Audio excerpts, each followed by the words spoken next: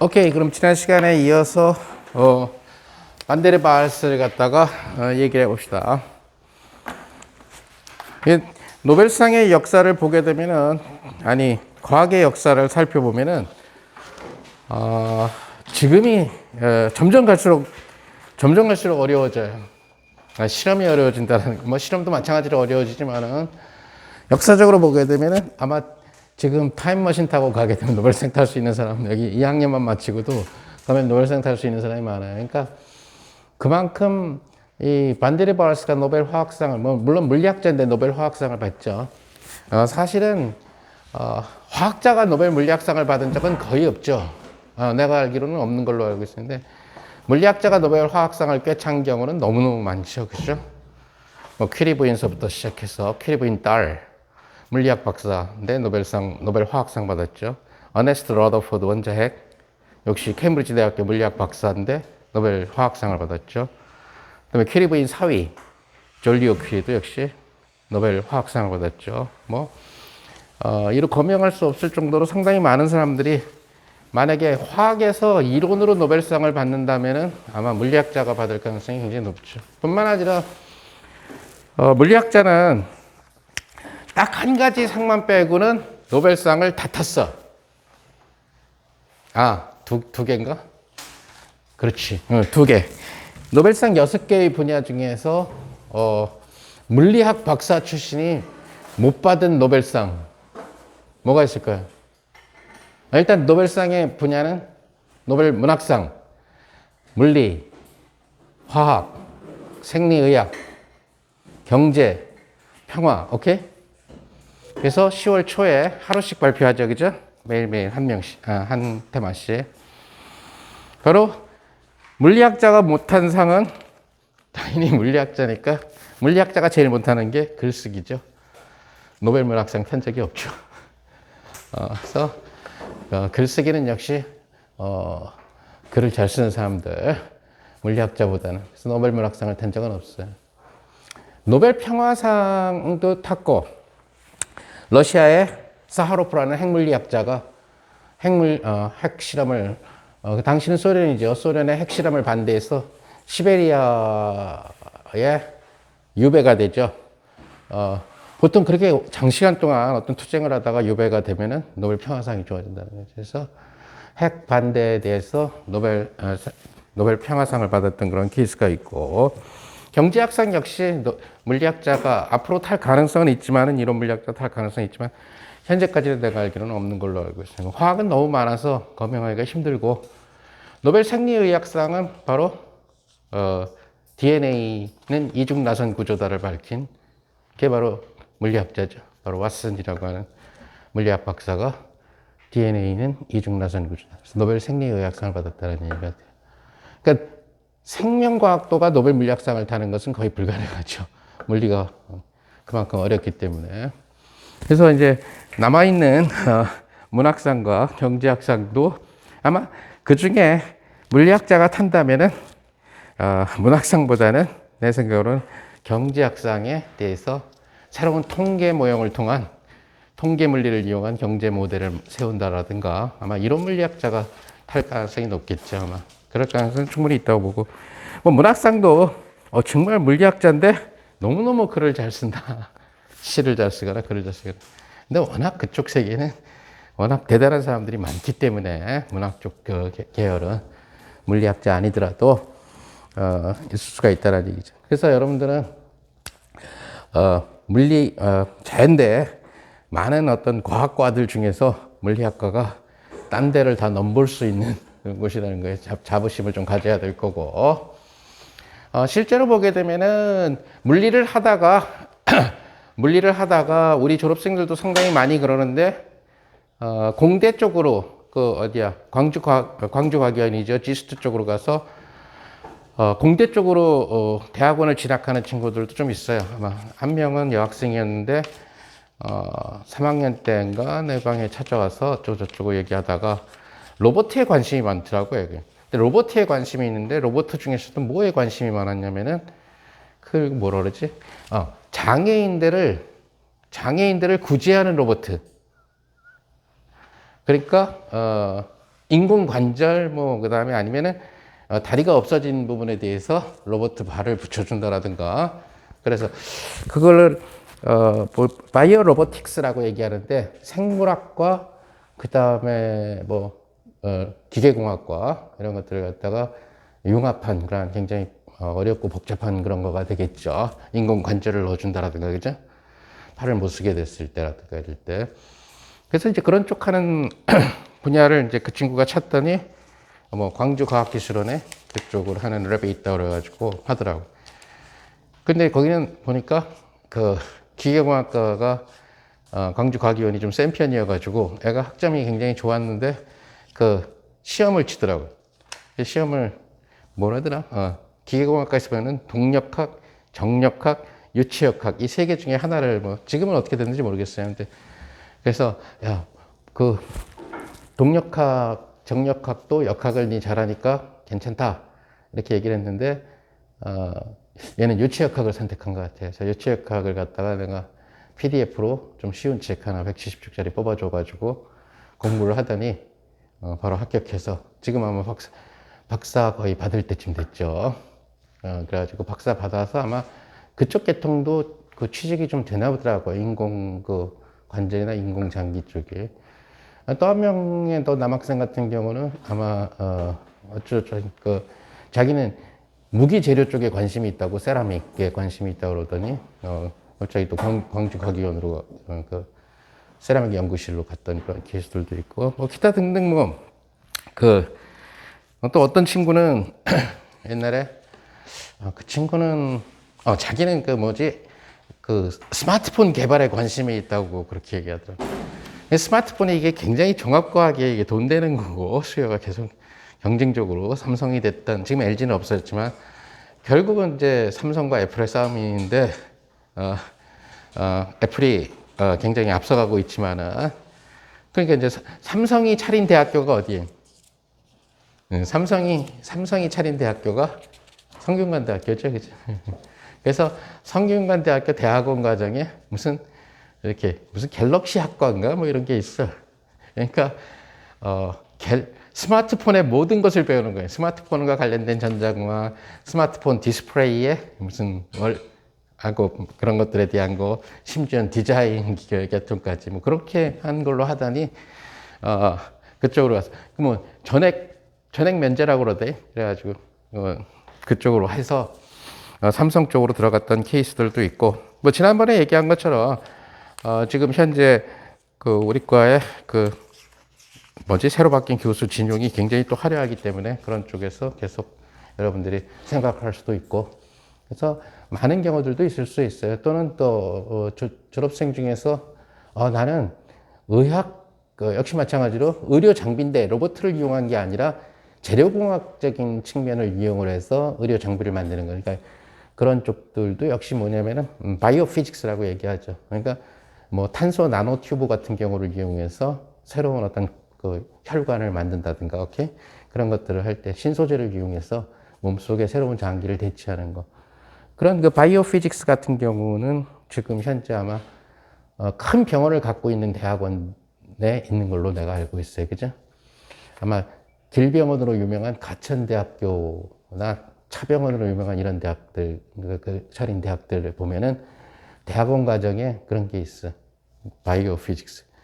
지원 방법은 전공 불문이에요. 그러니까 생명 쪽 애들이 지원하기도 하고, 물리 쪽 애들이 지원하기도 하고, 그렇다는 얘기가 되겠죠. 그래서 여러분들이 이제 최근에 와서는 학부만 딱 마치게 되면은 뭔가 찜찜한 게 뭐가 있냐면, 물론 창의적 물리 설계라고 하는 3학년 과목이 있긴 하지만은, 그 국제적인 연구를 하기에는 조금 힘들죠. 사실상으로서 학부 수준에서 봤을 때. 그랬을 때, 조금만 더 배우면은 좀 재미난 연구들을 갖다가 해서 뭐 세계적인 특허를 낸다라든가 아니면 세계적인 논문을 낸다라든가.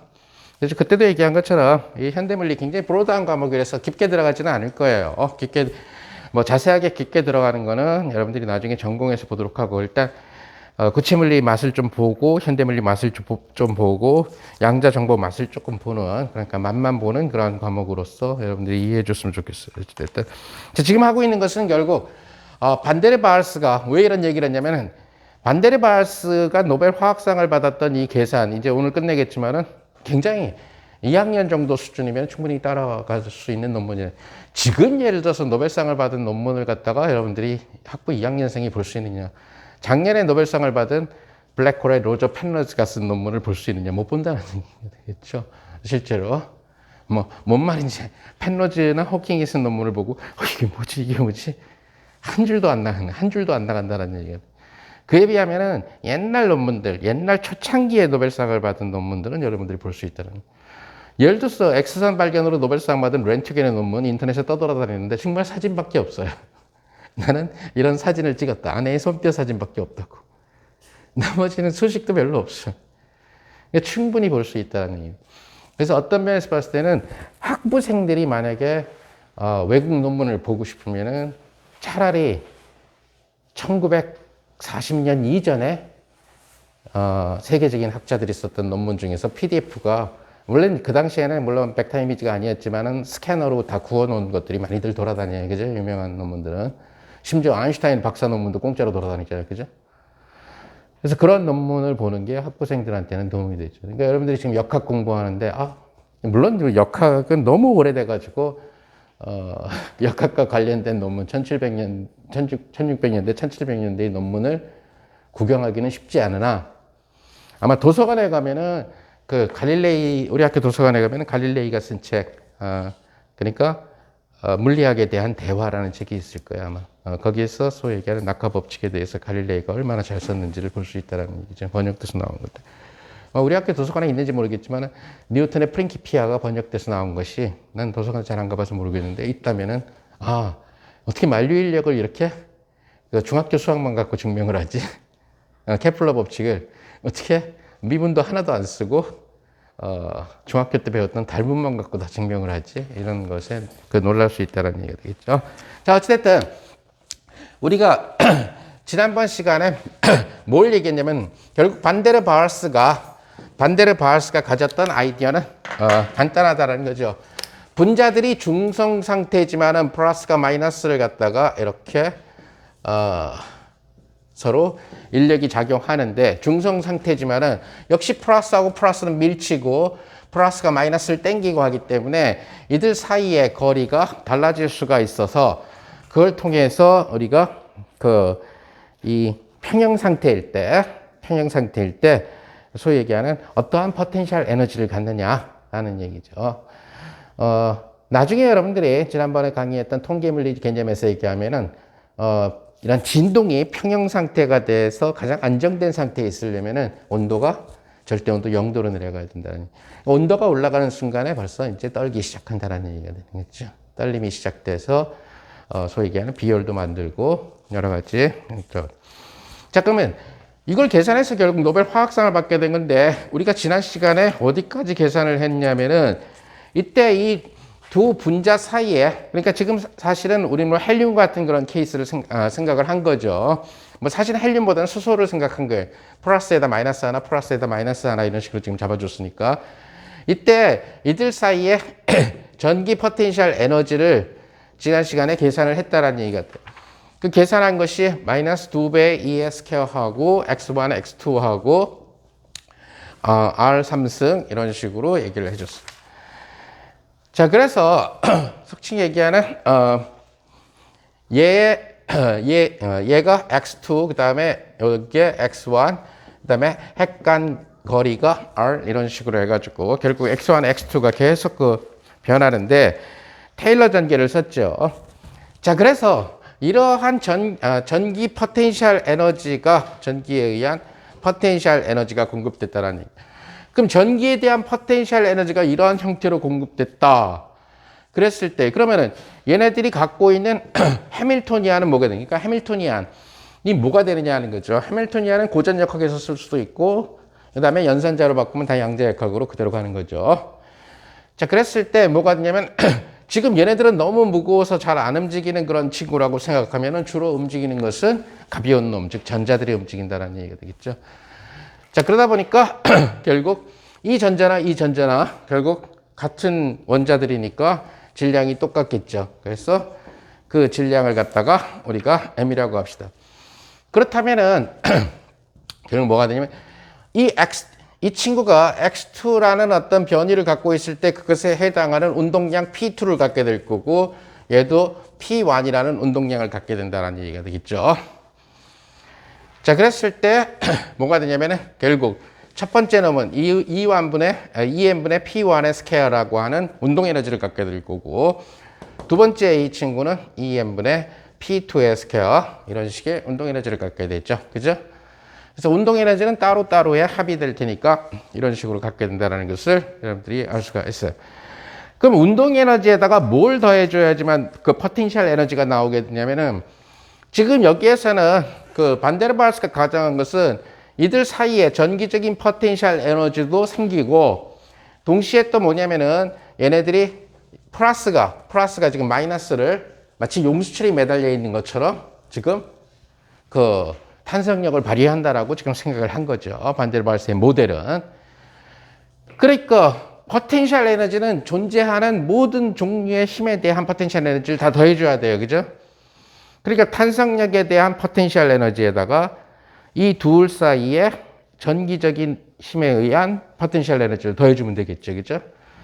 자, 그러면은 여기에서 탄성력에 의한 포텐셜 에너지는 2분의 1의 용수철 상수를 만약에 K라고 하면은 K의 X1의 스퀘어 더하기 2분의 1의 K의 X2의 스퀘어 이런 식으로 된다는 거기에다가 결국 전기에 의한 포텐셜 에너지를 보태줘야 되니까 마이너스하고 결국 우리가 얘기하게 되는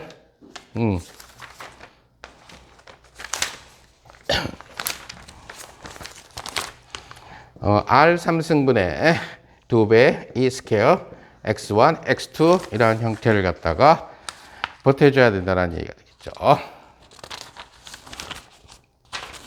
자, 그런데 이런 식으로 돼버리면은 얘네들이 이제 양자화 됐을 때 이런 것들이 양자화가 되게 되면은 결국 뭐가 되냐면 X1과 P1이 불확정성 원리를 갖게 되고 X2와 P2가 불확정성 원리를 갖고 얘네들이 다 연산자로 바뀌게 되는데 지금 이런 식으로 X1 곱하기 X2가 있어갖고는 양자역학으로 풀 수가 없어요. 우리가 양자역학으로 풀으려면은 어떤 형태의 해밀턴이 나와줘야 되냐면은 이 해밀토니안의 형태가 1학기 때 여러분들이 했다시피 En분의 어떤 운동량의 스퀘어 그 다음에 뭐뭐뭐의 그죠? X 햇의 스퀘어 이런 식으로 나와줘야 된다는 얘기죠. 그죠?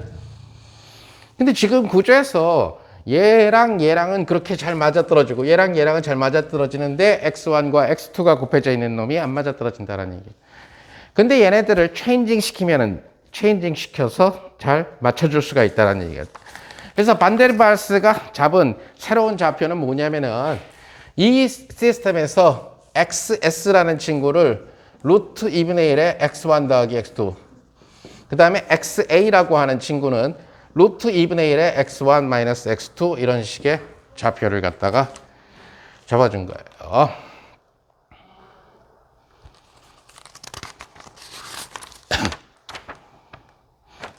자, 이런 식으로 하게 되니까 결국 뭐가 되냐면은 X1이라는 친구 거꾸로 X1이라는 친구는 뭐가 되냐면 루트 2분의 1하고 XS 더하기 XA 두 개를 더해줘서 하게 되면은 X1이 결정되죠. 그 다음에 X2의 경우도 역시 마찬가지로 루트 2분의 1하고 XS 마이너스 XA 이런 식으로 써줄 수가 있다는 얘기예요. 자, 그래서 만약에 XS에 대응되는 운동량을 갖다가 우리가 PS라고 하고 이것에 대응되는 친구를 PA라고 합시다. 예를 들어서.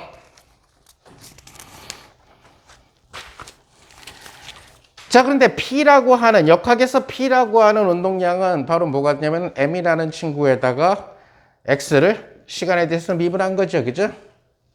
질량 곱하기 속도가 된다는 얘기가 되겠죠.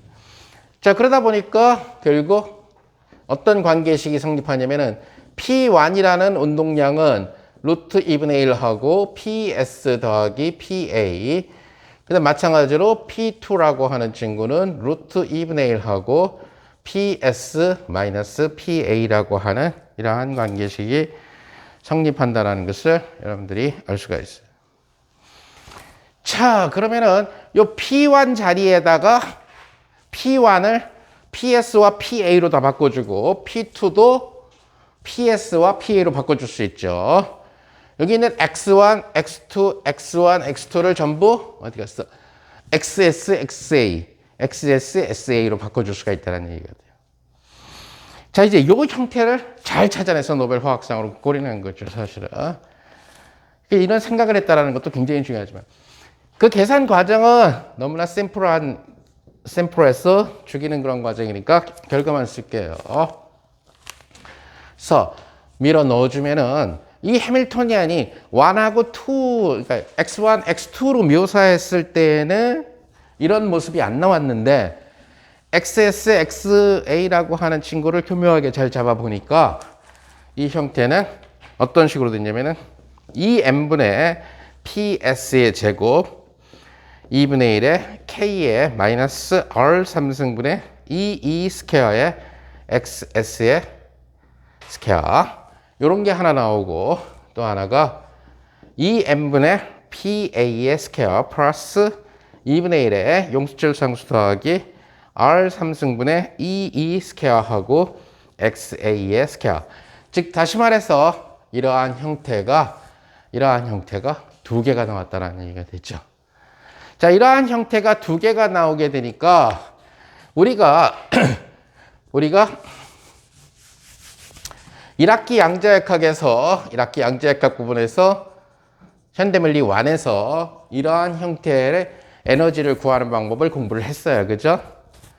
그래서 이러한 형태가 결국 어떤 에너지를 주게 되냐면은 에너지 N이라는 친구를 주게 되는데 여기서 하바 오메가의 N 더하기 2분의 1이고 그죠? 허용 가능한 에너지가 N 이꼴 0, 1, 2 자, 이것은 여러분들과 1학기 때 현대물리 1에서 얘기했었던 내용이에요. 조화진동자라는 파트에서. 자, 그런데 평형이라고 하는 것은 뭐냐면은 에너지가 제일 낮을 때야. 그죠? 평형은. 왜냐면 제일 낮을 때가 평형이고 거기서부터 이제 에너지가 늘어나면은 떨기 시작하죠. 그죠? 그럼 여기에서 지금 에너지가 제일 낮을 때는 언제가 되느냐? 이것이 평형 상태라는 얘기는 결국 뭐가 되냐면은 최소 에너지로 간다는 얘기가 되겠죠. 그럼 최소 에너지가 언제냐? n 이꼴 0일 때가 된다는 사실을 알 수가 있어요. 즉 이렇게 묘사되는 시스템 이것을 하모니고시다. 조화진동자에 의해서 묘사되는 시스템의 최소 에너지 그것을 우리는 평형 상태라고 얘기하거나 또는 양자역학에서는 바닥 상태라고 얘기하죠.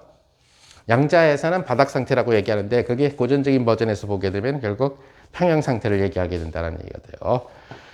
그래서 최소 에너지는 뭐가 되냐? 바로 에너지 제로가 된다는 거죠. 즉 다시 말해서 2분의 1 하바 오메가가 된다. 자, 그러니까 이것이 이렇게 반데르발스가 구한 이 에너지가 언제 최소가 되느냐 하는 거죠. 즉 언제 평형이 되느냐 하는 거죠. 자, 지금 중요한 것은 평형 때에 평형이 이루어졌을 때를 그러니까 생각을 한다는 거죠. 그럼 이제 언제 최소가 되느냐 하는 건데 이 구조를 갖다가 자세히 들여다보게 되니까 2n분의 PS의 제곱 2분의 1에 뭐가 나와줘야 되냐면 여긴 뭐야? 질량 곱하기 진동수, 각 진동수의 제곱 이런 형태로 나와줘야 되니까 요 형태를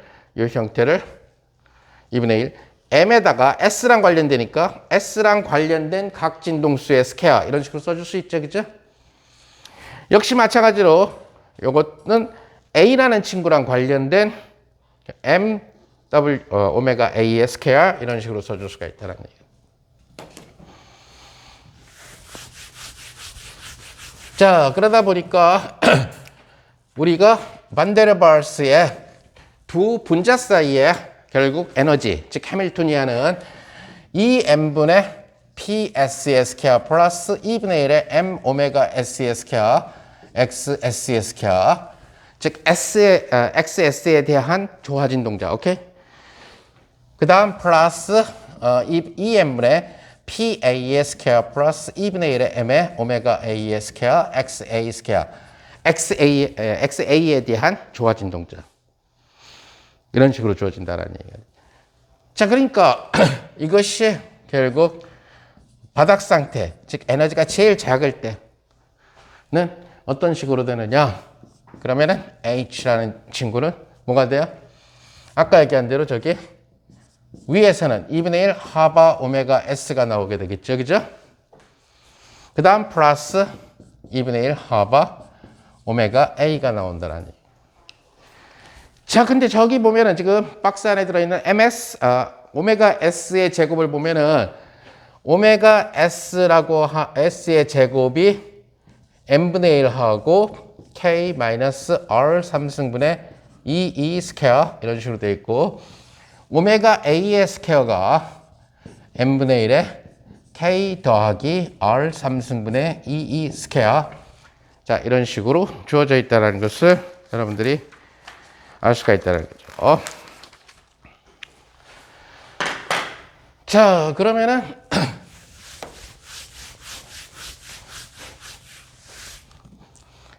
이때 에너지, 그러니까 바닥 에너지가 되는 거죠. 자, 이 바닥 상태의 에너지가 바로 뭐냐면은 평형대의 포텐셜 에너지예요. 왜? 평형대에는 얘네들이 붙어 있어서 운동 에너지가 안 생겨, 그죠? 무슨 말인지 알겠죠? 얘가 뭘 움직여야 운동 에너지가 생기지, 그죠? 근데 바닥 상태가 돼버리면, 평형 상태가 돼버리면 포텐셜 에너지만 생기는 거죠. 자, 지금 반데르발스가 찾으려고 했던 건 뭐냐면은, 포텐셜 에너지를 찾고 싶었던 거죠. 분자와 분자 사이의 포텐셜 에너지를 찾고 싶었던 거죠. 자, 그러다 보니까 지금 이 에너지는 운동 에너지가 안 생기게 되니까 바로 반데르발스가 찾고 싶었던 바로 R에 의존하는 포텐셜 에너지라는 얘기가 돼요. 그래서 포텐셜 에너지가 결국 R의 함수로 들어가게 되는데 그러기 위해서는 역시 테일러 전개를 써줘야 된다는 거예요. 그래서 저기서 보니까 오메가 S라고 하는 친구가 있겠죠. 자, 오메가 S는 결국 루트 n분의 1하고 루트의 K 마이너스 R 3승분의 2E 스퀘어 이런 식으로 주어진다는 것을 알 수 있죠. 자, 이것은 테일러 전개를 시키기 위해서는 우리는 항상 테일러 전개는 1 마이너스 네모의 루트 이러한 형태로 테일러 전개가 돼야 되죠. 그죠? 테일러 전개 공식은. 즉, 다시 말해서 루트에 1 플러스 네모의 테일러 전개를 갖다가 여러분들이 어떻게 하게 되냐면 1 더하기 네모의 2분의 1승이라는 얘기죠. 그죠? 자, 그런데 여러분들은 1 플러스 x의 n승이라고 하는 친구의 공식을 알아. 그죠? 그래서 이것은 뭐가 되냐면 1 더하기 nx 더하기 2분의 n-1의 x의 제곱 이렇게 전개된다는 것을 알고 있죠. 그죠? 바로 저 테일러 전개 공식 또는 이항 전개 공식은 n이 자연수가 아니라 분수가 됐던 복수수가 됐던 성립해요. 자, 그러니까 이 식에서 2분의 1을 집어넣으면 1 더하기 2분의 1의 x에다가 네모에다가 플러스 2분의 1하고 또 2분의 1에다가 2분의 1에서 1 뺀 거에다가 네모의 스퀘어. 자, 이 정도면은 근사가 되겠죠. 그죠? 자, 이렇게 근사시킬 수 있는 이유는 결국 이 R이라는 그래서 근사를 시켜서 제일 큰 친구만 지난 시간에 얘기한 것처럼 큰 친구만 뽑아내서 실험과 비교하겠다라는 것이 보통 물리학자들이 테일러 전기를 쓰는 방법이에요. 그럼 얘는 1 플러스 2분의 1의 네모하고 이게 몇이 되나요? 마이너스 8분의 1의 네모의 제곱 이런 식으로 전개가 된다는 것을 알 수 있어요. 자, 그렇다면은 여기 1이 나오게끔 해주려면은 루트 K가 있기 때문에 K를 밖으로 뽑아내야 된다는 얘기. 따라서 루트 n분의 1 하고 얘는 루트 K로 뽑아내고 나면은 1 마이너스 KR 3승분의 결국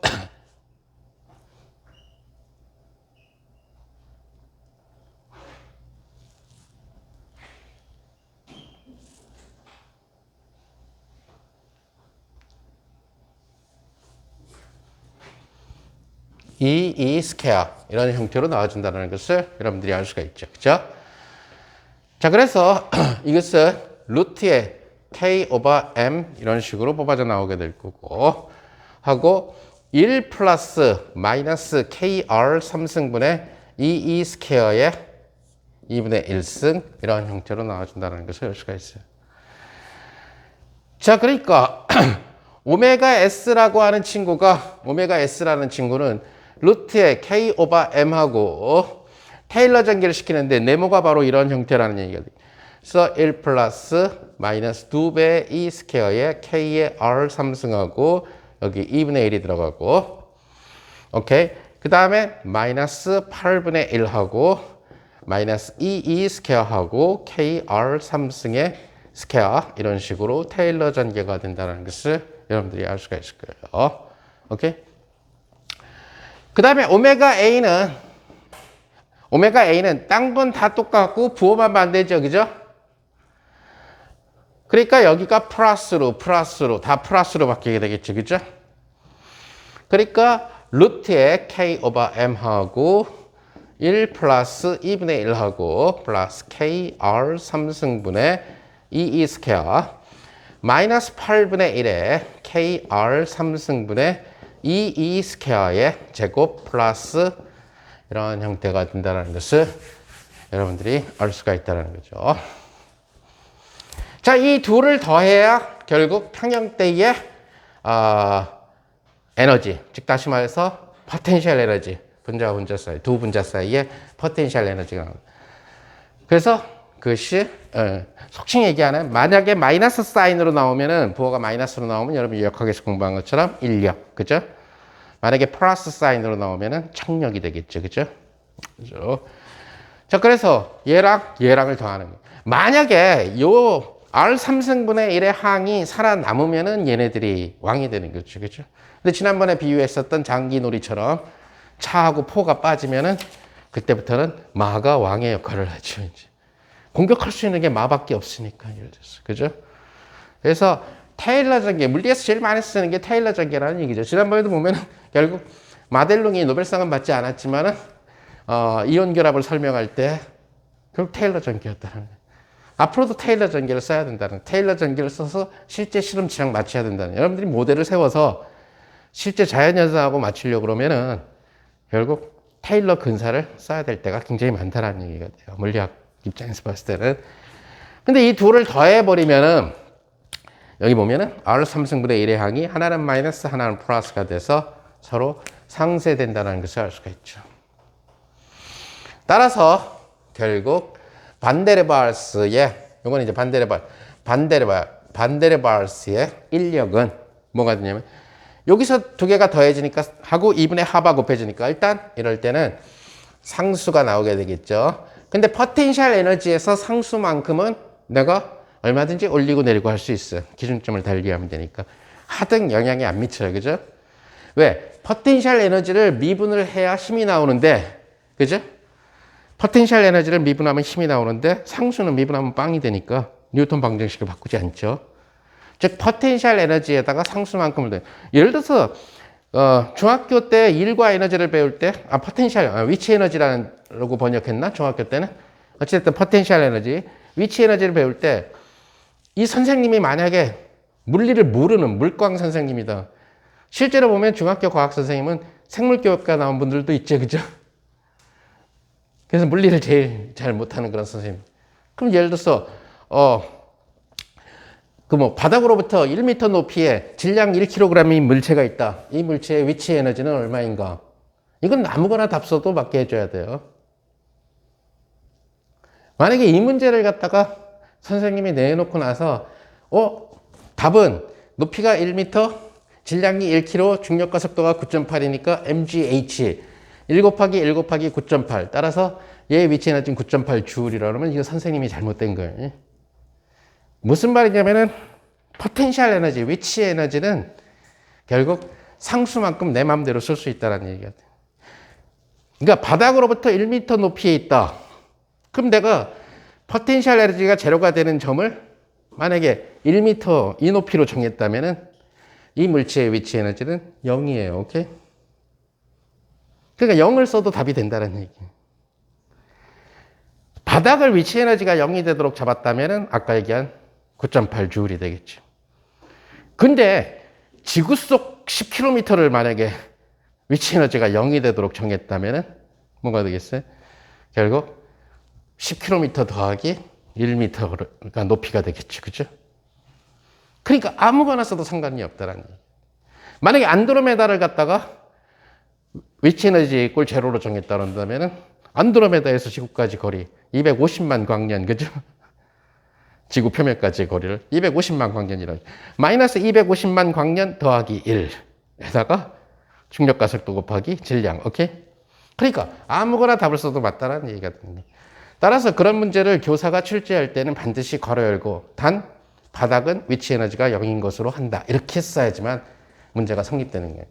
그러니까 지금 그런 이 답이 무한 가지로 나올 수 있는 일들이 많아가지고 이제 그런 것들 선생님들이 실수하는 일들은 드물죠. 과거에 비하면은. 그러니까 그 얘기는 무슨 말이냐면은 여러분들이 예를 들어서 이런 진자 문제를 풀 때 포텐셜 에너지를 구하라. 이거는 여러분 마음이라는 거죠. 문제를 풀기에 앞서서 포텐셜 에너지가 0인 곳을 먼저 설정을 하고 문제를 풀어야 된다는 거예요. 나는 얘가 이렇게 운동을 하니까 여기를 포텐셜 이꼴 제로로 잡을 거야.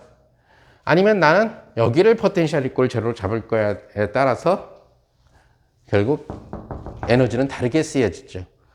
근데 그럼 에너지가 다르게 쓰여졌는데 어떡하냐? 라그랑지안이 다르게 쓰여졌는데 어떡하냐? 이렇게 얘기할 수도 있겠지만 우리가 관측해야 되는 것들은 다 똑같이 나오죠. 어떻게 해요? 포텐셜 이꼴 제로 이꼴 라인을 잡아도, 그죠? 그러니까 우리가 관측해서 똑같아야 되는 게 뭐야? 한 번 돌아오는데 걸리는 시간. 그죠? 그것은 바로 똑같이 나온다는 얘기. 난 싫어. 그냥 여기 한 절반쯤 잡을래. 이래도 똑같이 나온다는 얘기죠. 미련한 짓이죠, 이런 경우. 나는 1대3으로 나는 여기를 잡을래. 더 미련한 짓이라는 얘기죠. 그러니까 얘랑 얘 중에서. 그래서 어떤 역학책은 여기를 잡아서 계산한 책이 있고 어떤 역학책은 이렇게 잡아서 계산한 책이 있다는 얘기예요. 이렇게 포텐셜 이꼴 제로를 잡으면 얘가 갖는 포텐셜 에너지는 마이너스, 오케이? 그 다음에 여기를 만약에 포텐셜 이꼴 제로로 잡으면 얘는 항상 포텐셜 에너지가 플러스 이렇게 된다는 얘기가 되죠. 그래서 그 얘기는 뭐냐면 포텐셜 에너지에서 상수만큼의 차이는 하등 영향을 미치지 않는다. 그 얘기는 포텐셜 에너지에서 상수는 얼마든지 기준점을 달리해서 제거시킬 수가 있다는 얘기가 된다는 얘기예요. 중요치 않다는 얘기가 돼요.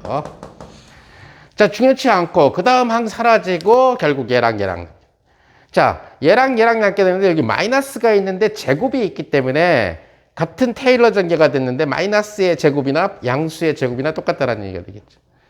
그리고 오버랄은 결국 마이너스라는 부호가 붙어 있죠. 그러니까 어떤 마이너스에다가 어떤 상수에다가 자세한 건 여러분들이 계산하도록 하고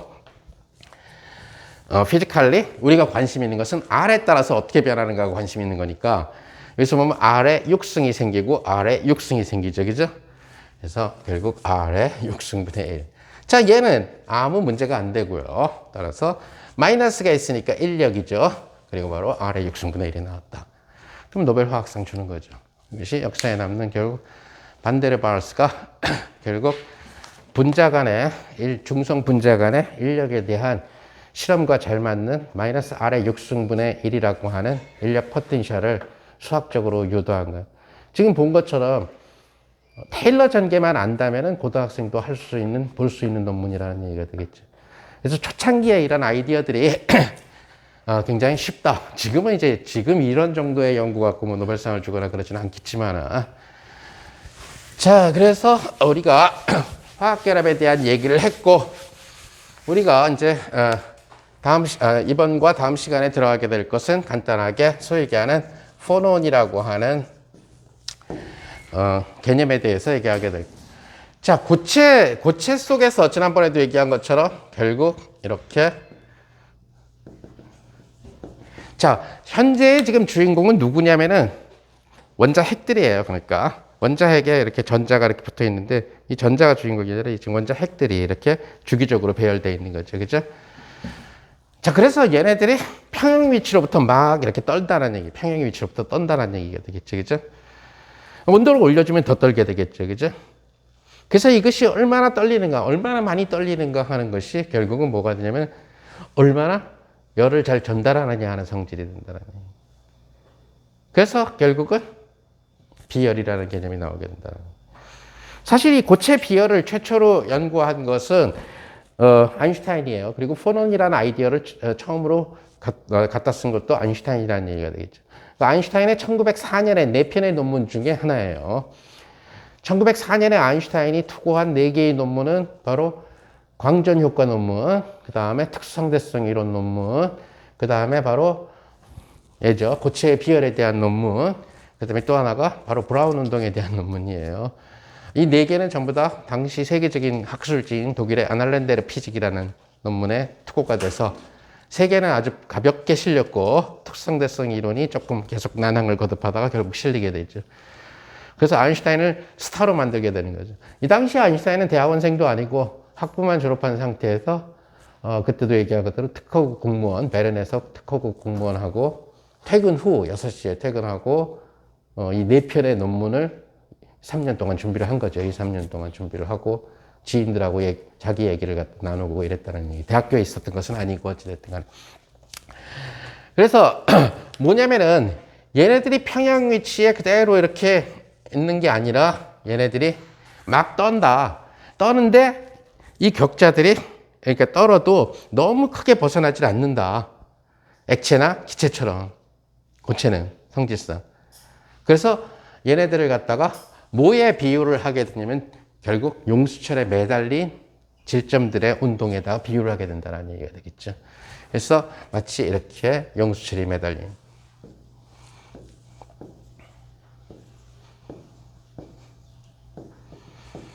물론 이제 여러분들은 현대물리 수준에서는 이렇게 2차원, 3차원의 이러한 용수철에 매달리는 운동을 다루지는 않을 거예요. 그래서 아주 간단하게 1차원의 용수철에 매달린 어떤 이런 이온들의 운동을 생각을 하게 될 거예요. 그럼 이제 얘네들이 얼마나 떨리느냐, 용수철. 이제 그것은 용수철의 평형 위치로부터 용수철의 질점의 위치가 얼마나 많이 변화되느냐 하는 거죠. 맞죠? 자, 보통 저런 용수철을 갖다 놓고 우리가 만약에 변화를 많이 시킨다. 자, 지금 예를 들어서, 지금 현재의 침대 방식은 조금 좀 세련된 방식이라서 좀 다르지만, 초창기의 침대의 방식은 완전히 고체를 잘 설명해주는 용수철 모델이었었어요. 근데 지금 침대는 그보다는 훨씬 복잡해. 그래서 옛날 초창기의 침대는 이렇게 카바를 딱 뜯어보면은 바로 저렇게 용수철이 들어있어요. 저렇게 용수철이 들어있어서 결국은 평상시에는 용수철과 용수철 사이의 격자점들이 제 위치에 있어요. 딱딱딱딱. 그 옛날 침대가. 그러면 사람이 올라타면 어떻게 돼? 사람이 올라타면 사람의 무게 때문에 각 격자점이 이동하게 되죠. 그죠? 그래서 어떤 용수철은 많이 늘어나고 어떤 용수철은 오그라들고. 그러니까 초창기 침대는 사람이 누우면 이렇게 휘어져요. 이렇게. 그래서 초기의 침대는 침대 생활을 오래 하면 오래 할수록 허리가 나가요. 그래서 침대들을 안 쓰려고 그랬지. 근데 지금은 이제 그런 부분들을 좀 바로잡는 기술들이 돼서 과거보다는 훨씬 나아졌지만 지금 얘기하는 것은 아주 옛날에 용수철만으로 만들었던 매트를 얘기하는 거예요. 일반적으로. 자, 그때 아까 사람이 올라탔을 때 용수철들이 어떤 데는 이렇게 늘어지는 데 사람이 탄데 엉덩이가 탁 있다. 여기 늘어지게 될 거예요. 그럼 이 사이드 쪽은 뭐가 돼? 사이드 쪽은 오히려 용수철이 수축이 됐죠. 그죠? 자, 그러면 뭐냐면 용수철의 처음에 같은 간격 떨어져 있었던 용수철의 각 격자점들이 변했다는 얘기죠. 그럼 누가 변하게 했냐 하는 거죠. 바로 외부에서 사람이 탔기 때문이죠. 자, 그걸 물리학적으로 얘기하면 뭐가 되죠? 결국 이 시스템에 중력이라는 힘이 가해졌기 때문에. 이걸 조금 더 넓은 의미로 얘기하게 되면 결국 에너지가 가해졌기 때문이죠. 맞죠? 아니, 외력이 가해졌기 때문에. 외력이나 또는 외부 에너지가 공급됐기 때문이라는 얘기예요. 자, 그러니까 고체 속에서 물론 고체를 갖다가 쟤네들의 격자점을 변형시킬 수 있는 것들은 있어요. 직접 고체 쪽의 격자를 변화시킬 수 있는 방법. 이거 고체예요. 그죠? 고체, 그러니까 여기 격자점들이 있고 이들이 이렇게 있을 거예요. 얘는 평형 상태는 아니에요. 지금 온도가 300도 K니까, 그죠? 그 각 격자점이 약간 떨고 있어요. 그죠? 근데 더 크게 변화시키는 방법은 이거죠. 격자점의 위치 달라졌겠죠. 자, 이거는 외부에서 외력을 정해.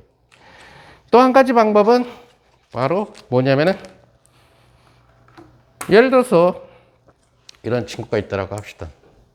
그랬을 때 이 철을 구성하고 있는 이러한 친구, 그죠? 격자점들이 있겠죠. 얘를 이렇게 열을 가해줍니다. 자, 이렇게 열을 가해주게 되면은 뭐가 생기죠? 당연히 팽창이 일어났다. 열에 의해서 팽창이 일어났겠죠. 보이진 않아도. 당연히 팽창이 일어났다는, 열 팽창이 일어났다. 열 팽창이 일어났다는 얘기는, 안 만질래. 그래서, 격자점들 사이가 벌어졌다는 얘기가 돼요. 그죠? 차가워지면 반대로 격자점 사이가 쪼그라듭니다. 자, 그러면 뭐가 만들었냐는 거지. 얘가 얘의 격자점을 왜 변화시켜줬느냐. 그 제 위치에서 어떻게 변화시켜줬느냐. 바로 여기 갖고 있는 열 에너지가 준 거죠. 빛 에너지가. 물론 빛 에너지도 영향을 줄 수 있는데 주로 열 에너지가 뭡니다. 그래서 속칭 얘기하게 되는 만약에 T=0 0이라는 온도, 즉 우리가 얘기하는 마이너스 273도 C에서 우리 0K가 되겠죠. 이 온도에서 얘네들이 평형 상태에 있을 때 결국 T가 올라가면은, T가 업된다라는 얘기는 뭘 받았기 때문에, 열을 받았기 때문에 업되는 거예요. 일단 기본적으로. 그래서 외부에서 열이 공급돼 가지고 얘네들의 위치가 평형대 여기가 평형대 위치였다면 얘네들이 바뀌게 돼요. 뭐 일로 바뀐다든가, 또는 얘는 일로 바뀐다든가, 얘는 일로 그럼 어떤 데는 벌어지고 어떤 데는 쪼그라들고 이러한 현상들이 일어나게 된다는 거예요. 자, 이랬을 때 속칭 얘기하는 얘네들이 이런 식으로 진동이 생긴다는 거죠. 여기 원래의 점을 중심으로 해서 이러한 진동. 그죠? 이렇게. 그래서 아까 얘기한 대로 외력이 꺼지거나 아니면 다시 온도가 원래대로 돌아가면은 제 위치로 가겠죠. 그죠?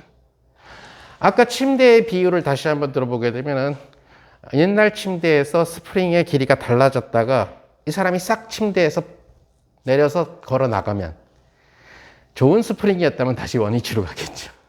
그죠? 탄성의 한계를 넘지 않았다면.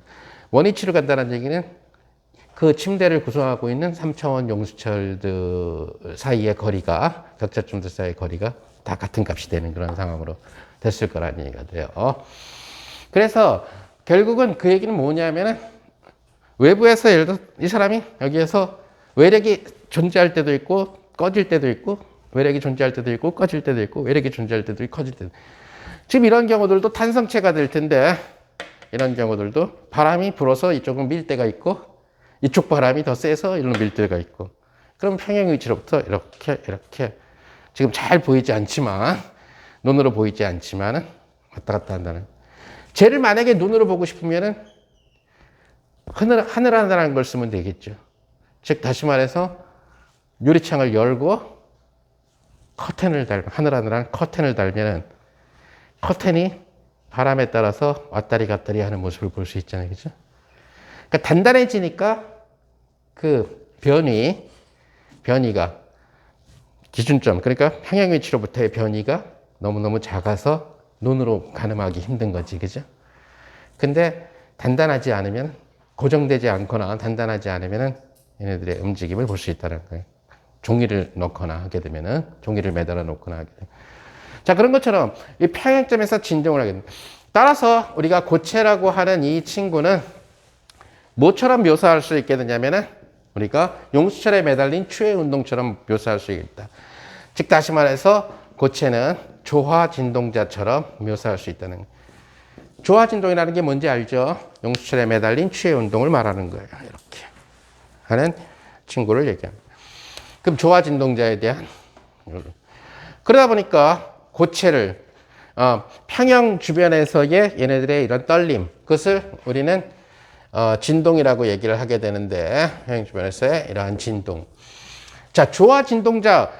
그럼 조화 진동자로 따졌을 때 그 떨림을 우리가 양자역학적으로 생각을 했을 때에, 자, 고전역학적으로 생각을 하면은 얘가 가질 수 있는 에너지가 연속적으로 변해요. 그죠? 근데 여기에다가 양자라는 친구를 적용을 하게 되면은 조화 진동자가 가질 수 있는 에너지가 이렇게 2분의 1 하바 오메가, 2분의 3 하바 오메가, 2분의 5 하바 오메가 이런 식으로 요거 가능하고 이런 에너지는 불가능한 이런 형태가 만들어지죠. 양자로 가게 되면. 자, 그래서 결국은 뭐냐면 그 고체 속에 이 격자점들의 운동, 즉 다시 말해서 핵들의 운동을 갖다가 고전 물리학적으로 생각할 때는 아까 침대처럼 여러분들이 생각을 해주면 되는 거고, 만약에 얘를 양자역학으로 다루고 싶다면은 뭐가 돼요? 얘가 양자역학으로 다룬다면은 그러니까 고전 물리학적으로 조화 진동은 이렇게 되겠죠, 그죠? 이렇게 돼서 만약에 에너지가 꺼지면 여기 멈추겠죠, 그죠? 그러니까 이런 형태가 된다는 얘기예요. 이러한 형태의 조화 진동이 된다는 얘기예요. 근데 양자역학에서는 뭐가 되죠? 얘가 가질 수 있는 에너지가 여기 가능하고 여기서 뿅 사라지고 짠 나타나고 뿅 짠 여기 못 오고 제일 밑바닥 여기 뿅 짠 이렇게 뿅하고 하고 짠하고 나타나는 이런 퀀텀 점프 현상이 생기게 되죠, 양자역학은. 그래서 허용 가능한 눈에 보이지 않는 미시세계의 이 그러니까 입자가 밟을 수 있는 곳이 허용된다라는 얘기가 되는 거죠. 이제 허용 가능한 게 불연속적인. 즉 다시 말해서 고전역학적인 조화 진동자는 연속적인 에너지를 갖지만은 쟤를 만약에 양자역학적으로 해석을 할 때에는 저러한 진동을, 즉 다시 말해서 조화 진동이라는 진동을 양자역학적으로 생각을 할 때는 얘는 마치 불연속적인 에너지를 갖고 있는 입자처럼 해석된다. 그럼 불연속적인 에너지를 갖고 있는 입자처럼 해석되는 이 입자를 우리가 1학기 현대물리에서 얘기한 것처럼 그걸 뭐라고 부른다? 양자라고 부르게 되는 거죠. 그래서 그 고체의 진동을 갖다가 묘사하는 양자는 바로 이름을 붙여야 되겠죠. 그래서 그 이름을 포논이라고 이름을 붙였다는 얘기가 돼요. 그것은 뭐라고 번역하는지 몰라도 그냥 포논. 마치 광자도 역시 마찬가지로 에너지를 띄엄띄엄 갖죠. 한유, 이한유, 그죠? 그것을 우리가 포톤이라고 이름을 붙인 것처럼 결국 이러한 그 진동을 고전역학적으로는 용출에 매달린 추의 조화 진동자 에너지, 즉 연속적인 에너지로 해석할 수 있는데 양자로 가져가게 되면 걔가 가질 수 있는 에너지가 불연속적이다, 띄엄띄엄. 그래서 그 간격은 불확정성 원리랑 관련된 하바랑 놈에 비례하는 그런 간격을 갖게 된다. 그래서 그 진동 자체를, 고체 속에서의 진동 자체를 마치 가상의 입자로서 양자라는 입자로서 해석을 한다는 얘기가 돼요. 우린 그것을 갖다 뭐라고 그러냐면 바로 포논이라고 이름을 붙였다는 얘기예요. 그래서 포논이라는 친구는 여러분들이 위키피디아를 찾아보게 되면 잘 알다시피 우리가 눈으로 보는 파티클, 입자가 아니라 쿼지 파티클, 가상의 입자라고 생각해 주면 될 거예요. 그래서 가상의 입자, 양자라고 생각을 해줄 수가 있다. 뭐 어찌됐든 간에 우리가 다음 시간에 할 것은 바로 1차원에서 얘네들이 평형으로부터 조금씩 변이 됐을 때에 이 시스템을 어떻게 고전 물리학적으로 다루느냐. 그 다음에 양자역학적으로 다뤄서 바로 아인슈타인의 1904년 논문인 고체 비열을 갖다가 계산하는 그런 방법으로 들어가게 될 거예요. 일단 여기까지 한 걸로 합시다.